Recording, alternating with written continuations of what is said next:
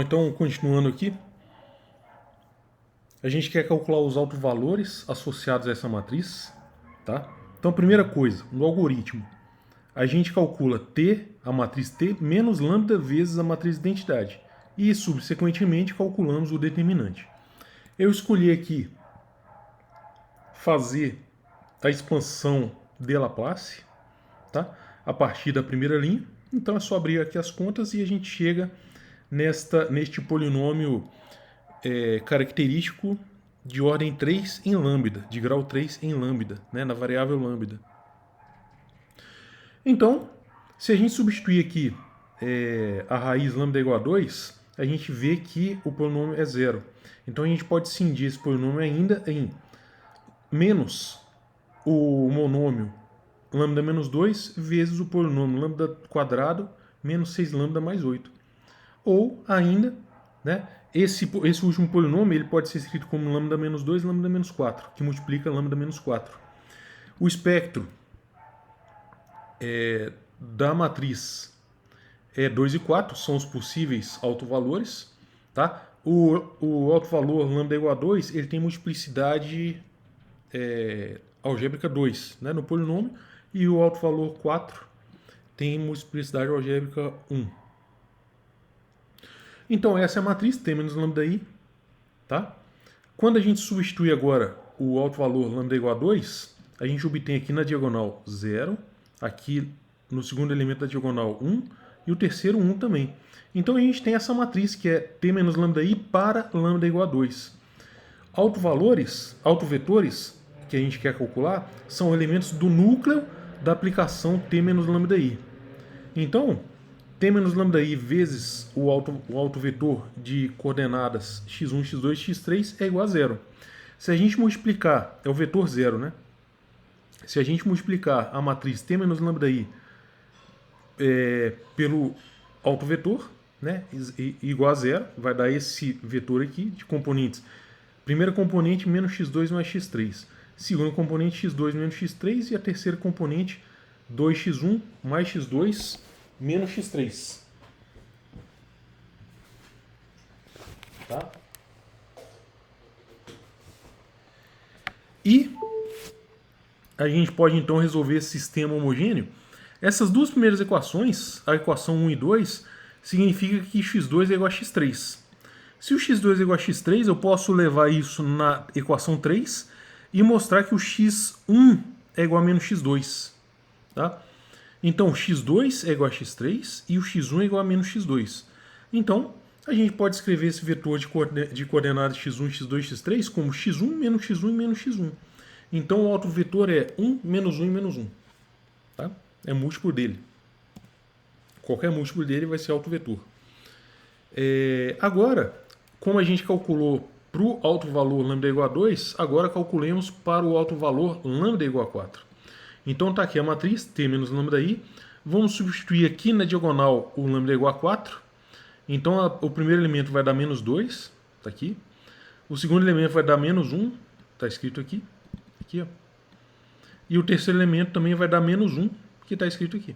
Então essa matriz que é T menos lambda I para lambda igual a 4, vezes o autovetor é igual a zero. Porque o autovetor de coordenadas x1, x2, x3, ele é elemento do núcleo de T menos lambda I. Então a gente tem essas três equações para resolver. Da equação 2, x2 mais x3 é igual a zero. Então x2 é igual a menos x3. Se a gente substituir esse resultado na terceira equação, a gente chega à conclusão que x1 é igual a x3. Tá? Então, o autovetor ele é dado por x3 menos x3 menos x3. Ou seja, um múltiplo do vetor de coordenadas 1, menos 1 e 1. Então a gente conseguiu calcular um autovetor só, para lambda igual a 2, embora a multiplicidade algébrica do lambda igual a 2 fosse 2, a multiplicidade geométrica é só 1, igual a 1, porque só existe um autovetor. E aqui o lambda igual a 4, a multiplicidade algébrica é igual à multiplicidade geométrica. E, né, então, só tem dois autovetores, e a dimensão do espaço de autovetores é 2, e não forma a base de R3. Teorema. Teorema importantíssimo. Dados lambda-i, elementos do corpo. Se esses escalares forem autovalores 2 a 2 distintos dessa aplicação φ, que leva um espaço vetorial nele mesmo, aplicação linear φ, né? E sendo essa aplicação autoadjunta, os autovetores correspondentes a cada um desses autovalores são 2 a 2 ortogonais. Né? Então, quando a aplicação for autoadjunta, né, no caso real simétrica, no caso complexo unitária, quando a gente encontrar dois autovetores, a gente então já dois autovalores distintos, então a gente já tem certeza que esses autovetores são ortogonais, né? Então a gente não precisa de processo de ortogonalização de Gram-Schmidt para ortogonalizar uma base de autovetores, porque no caso onde a aplicação for autoadjunta, a base já é ortogonal por construção. É o que a gente vai mostrar aqui, tá?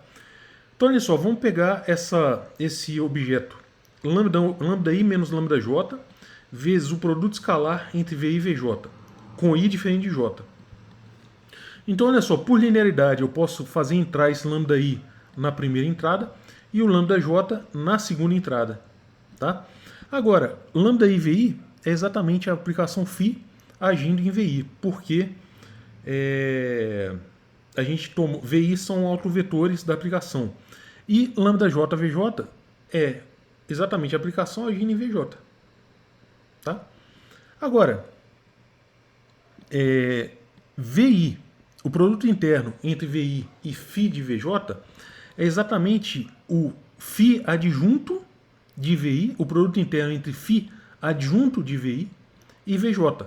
Só que ela é autoadjunta, então a adjunta é ela mesma. Então vai ficar exatamente o segundo termo, o produto interno entre φ de vi e vj. E esses dois termos são iguais, então isso daqui é igual a zero.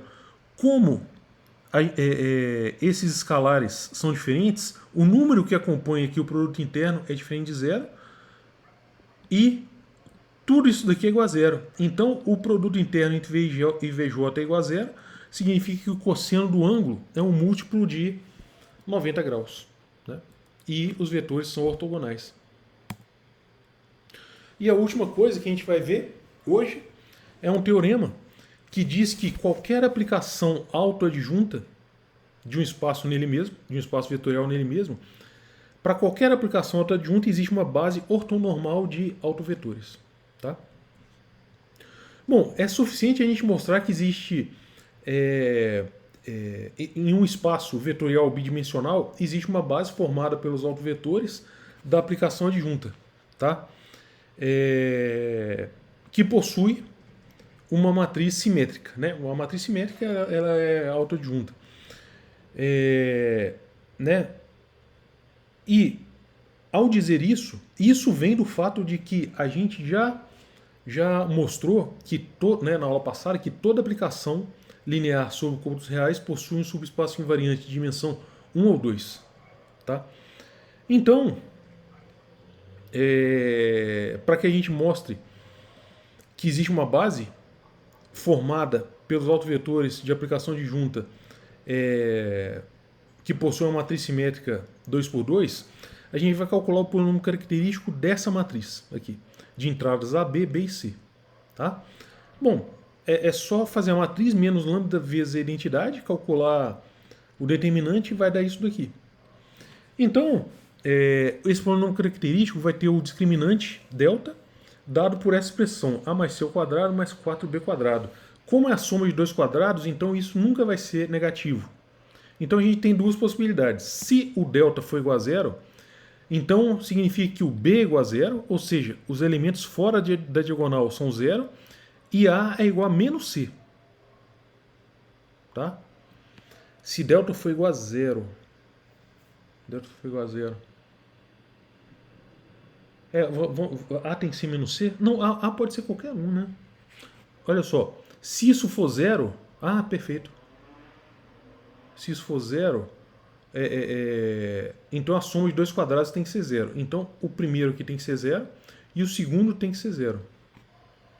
No primeiro caso, o A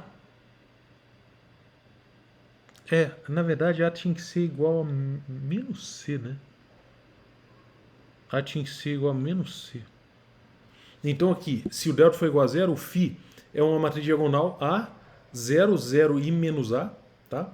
E se o delta for diferente de zero, como o discriminante é maior que zero, então existem duas raízes distintas e correspondentemente dois autovetores, né, dado V1 e V2, associados a cada um dos autovalores.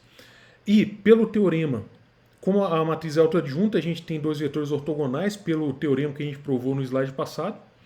Agora, toda aplicação autoadjunta, ela tem um autovetor, porque existe um subespaço de dimensão 1 ou 2 que é invariante pela aplicação. Tá? Se a dimensão do subespaço invariante for 1, então todo vetor desse espaço é autovetor. E se a dimensão for igual a 2, a gente aplica de novo esse raciocínio e obtém um autovetor. Tá bom? E, finalmente, para completar a prova, a gente vai mostrar por indução que existe uma base de autovetores. Se a dimensão do espaço vetorial é igual a 1, isso é imediato. Supõe então que a hipótese seja verdadeira para a dimensão n-1 e suponha que exista um vetor Vn no espaço vetorial e um subespaço U do espaço vetorial invariante pela transformação linear φ, cuja dimensão é igual a 1. Agora, quando a gente viu a definição de complemento ortogonal, a gente mostrou que se um subespaço é invariante por uma transformação linear, então o complemento ortogonal também é variante pela mesma aplicação linear.